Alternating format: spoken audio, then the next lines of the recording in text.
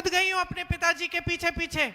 अमेठी के एक गांव में कस के डांट खाए, वो प्रधानमंत्री थे। सुनिए,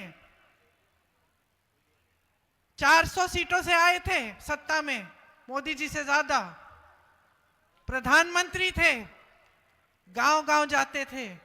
गांव में एक महिला ने कस के डांट दिया और मैं घबरा गई। मैंने सोचा ये पिताजी को डांट रही है। मैं तो पिताजी से डरती थी क्योंकि बड़े पक्के थे वो। हम कुछ गड़बड़ करते थे तो डांट खाते थे खूब। और महिला डांट रही है गांव की, और मैं देख रही हूं कि भाई ये डर नहीं रही है, ये तो डांट रही है। किस लिए डांट रही थी? क्योंकि पिताजी 6 महीने पहले आए थे, उसने कहा था मेरे यहाँ पे मेरे लिए नल लगवाओ घर के सामने। और पिताजी ने हाँ कहा और अब तक नल लगा नहीं था। तो कहने लगी ठीक है राजीव भैया, प्यार तो बहुत करते हैं आपसे, लेकिन वोट नहीं देंगे अगर हमारा नल नहीं लगेगा। ये थी मानसिकता। और मैंने जब पिताजी से पूछा कि पिताजी वो तो महिला आपको डांट रही थी, आपको बुरा नहीं लगा? तो पिताजी ने कहा कि ये मेरा कर्तव्य है बेटी, और अच्छा लगा कि मुझे डांट पड़ी, क्योंकि इसका मतलब है कि इस महिला को अपने अधिकारों की समझ है, कि ये महिला समझ रही है कि ये सरकार, ये मंत्री, ये सांसद, ये प्रधानमंत्री उसके लिए काम करते हैं। वो समझ रही है। तो ये अच्छी बात है बेटा, इसमें घबराने की कोई बात नहीं है। ये एक समय की मानसिकता थी। ये मानसिकता महात्मा गांधी जी ने कांग्रेस पार्टी के हर एक नेता के मन में, व्यवहार में डाली। ये मानसिकता ही इस देश की राजनीति की नींव थी। और आज इस देश के प्रधानमंत्री आपके सामने आते हैं और फिजूल की बातें करते हैं, आपके विकास की बात नहीं करते, आपकी नौकरियों, आपके रोजगार की बात नहीं करते, यहां महिलाओं की सुरक्षा की बात नहीं करते। क्या बात करते हैं? मैं सुन रही थी कल उनका भाषण, कैसे कैसे शब्द बोल रहे थे। कट्टा, दुनाली, गोली, फिरौती, रंगदारी, हत्या, अपहरण, खून की नदियां, ये बातें, ऐसी बातें करनी चाहिए इस देश के प्रधानमंत्री को।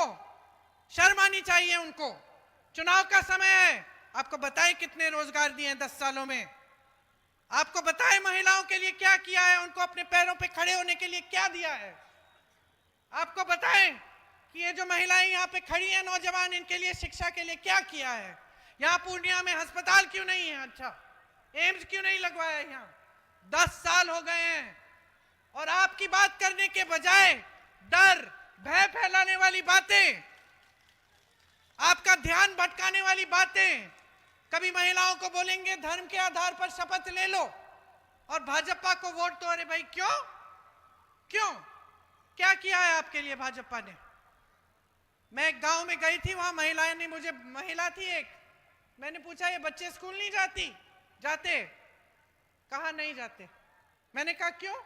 कहती है स्कूल नहीं है, पाठशाला नहीं है मेरे गांव में। मैंने कहा अच्छा, बिजली है? कहती है नहीं है, खंबा लगा था 10 साल पहले, अभी बिजली नहीं आई। फिर मैंने पूछा पानी आता है इस नलके में? कहती है नलका तो लगा गए लेकिन पानी नहीं आता।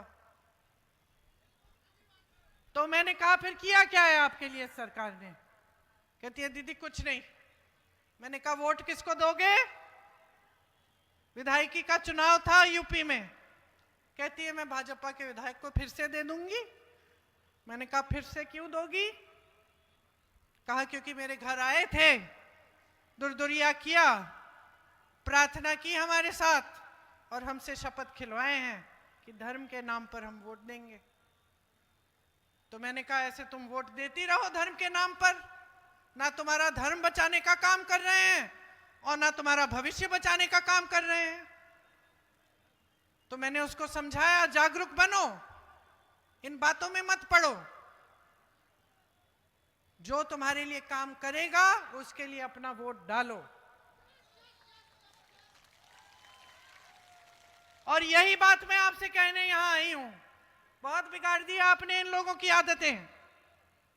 इनको लगता है कि इनको काम करने की जरूरत नहीं है। चुनाव आएगा, धर्म का नाम ले लेंगे, आपका ध्यान भटका लेंगे। कभी किसी चीज बड़ी बात की कर ली आपके सामने, कभी कोई और बात कर ली, आपका काम नहीं करेंगे और आपके काम की बात भी नहीं करेंगे, लेकिन वोट उनको मिल जाएगा। ये आश्वासन उनके दिल में है आपकी तरफ से, और ये गलत है। आपसे शिकायत है, आप जागरूक नहीं बन रहे हो। आपके बच्चे पलायन करके जा रहे हैं, नौकरी ढूंढने कहीं किसी शहर में भटक रहे हैं। आप बीमार पड़ते हो तो घबराहट होती है कि इलाज कैसे करोगे। प्राइवेट में जाना पड़ता है, प्राइवेट में पैसा लगता है। आपको बेटी की शादी करानी है, बच्चे की शादी करानी है, बच्चे की फीस भरनी है, किसी बड़ी परीक्षा के लिए तो पैसे इकट्ठे करने पड़ते हैं, कर्ज लेना पड़ता है, ब्याज लगता है। उम्र बीत जाएगी, ब्याज आप लौटा नहीं पाओगे। कर्ज भरते भरते,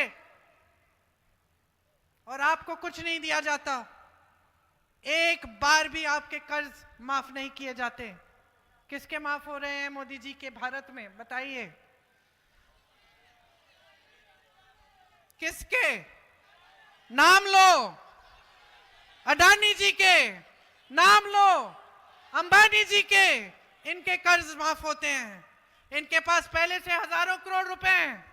मोदी जी आपके गांव में नहीं दिखते, इनके बच्चों के शादियों में जरूर दिखेंगे। इनके बच्चों की शादियों में हाथ जोड़ते हुए, भोजन करते हुए। आपके कर्ज माफ नहीं होंगे, उनके कर्ज माफ होंगे। यह है मोदी जी का भारत, मोदी जी का साम्राज्य, जिसमें 65 लाख वोट बिहार की जनता के काटे गए हैं, जिसमें वोटों की चोरी हो रही है। क्योंकि अब घबराहट हो रही है कि शायद जनता का मूड बिगड़ गया है, जनता अब नाराज हो रही है, अब जागरूक हो रही है। जनता समझ रही है